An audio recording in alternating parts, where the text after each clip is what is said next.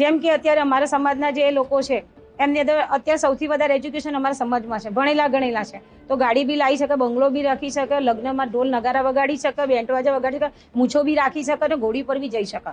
પણ ખબર નહીં આ લોકોને શું એમની જોડે એવું વ્યવહાર કરે છે કે જ્યારે પણ કોઈ સારો પ્રસંગ હોય સમાજની અંદર તો આ દૂષણ લોકો આવી અને અમને હેરાન પરેશાન કરે છે. રોડ ઉપર નીકળ્યો તો કે રોડ ઉપર કેમ નીકળ્યો છો, આવી ઘણી બધી પરિસ્થિતિઓ છેલ્લા ઘણા વર્ષોથી દરેક ગુજરાત કે ઇન્ડિયાના દરેક જગ્યાએ દલિતોને પરેશાની મુશ્કેલી થાય છે. રૂપાલ ગામે આવો પહેલા 7 વખત એટ્રોસિટી થઈ છે. આગેવાનો આવે છે, રાજકીય આવે છે, સામાજિક આવે છે, મનાઈ ફોસલાઈ અને પછી આ મામલો ઠાળો પાડે છે. આ લોકો બી માયાળું માનવી છે એટલે કે ચલો આપણે એક ગામમાં રહેવાનું તો આપણે ઝઘડો નથી કરવો અને શાંતિથી પતી જાય. પણ થાય છે શું કે 4 મહિને 6 મહિને ફરીથી આવી ઘટનાઓ ઘટે છે. આથી કંટાળીને આખું ગામે નક્કી કરી શકે અમે હિજરત કરીએ, ગાંધીજીના માર્ગે જો અમને ન્યાય ના મળે તો અમે ગામ છોડીને જતા રહીશું. અમને કીડા મકોડાથી પણ ગણતા નથી. કીડા મકોડા જેટલી બી ગણતરી અમારી નથી. શેના માટે અમે માનવીમાં નથી આવતા?